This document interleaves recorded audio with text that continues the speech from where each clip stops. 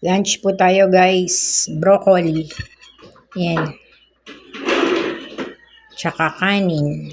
Tapos, meron tayo ditong piniritong bangus. Ayan, buntot, gilid. Guys, alam niyo po ba yung buntot, dapat yan talaga pinipirito.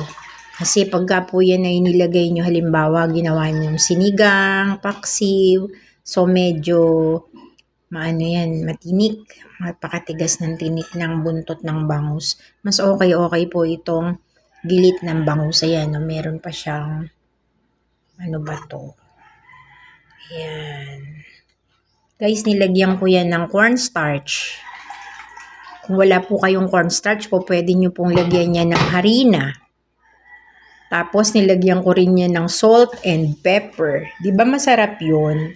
Para po walang lansa. Tapos, bago ko po yan pinirito, hinugasan ko po yan sa suka at asin. Ganun po guys ang gagawin nyo kasi ang bangus malansa.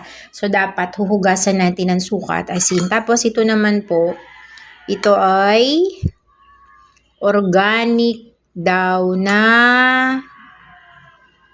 broccoli. Ito daw po ay hindi ginamitan ng mga pesticides. Kaya daw po siya ay hindi masyadong maganda. Yan po ang ating lunch.